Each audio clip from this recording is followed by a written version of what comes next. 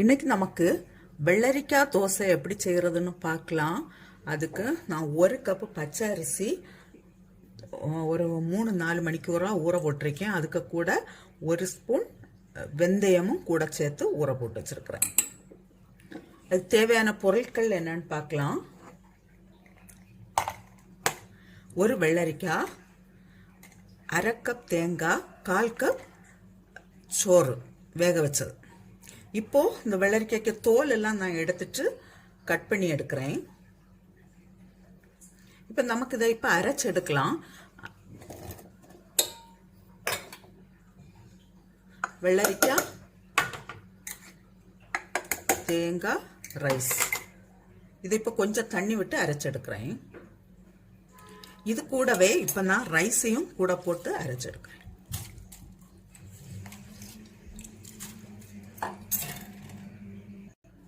இதுக்கு தேவையான அளவு சால்ட்,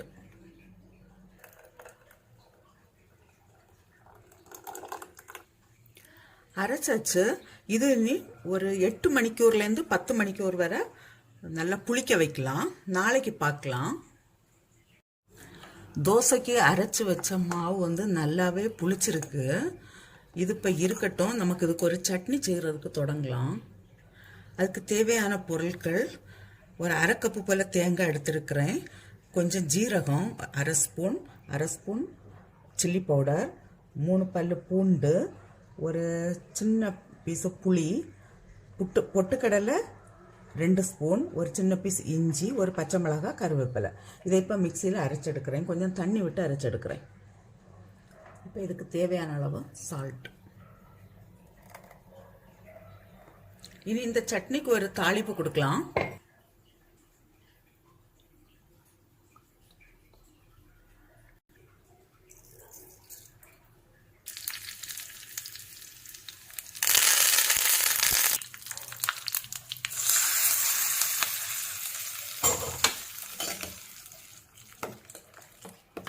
இது இப்போ இருக்கட்டும். நமக்கு தோசை செய்யறதுக்கு ஸ்டார்ட் பண்ணலாம்.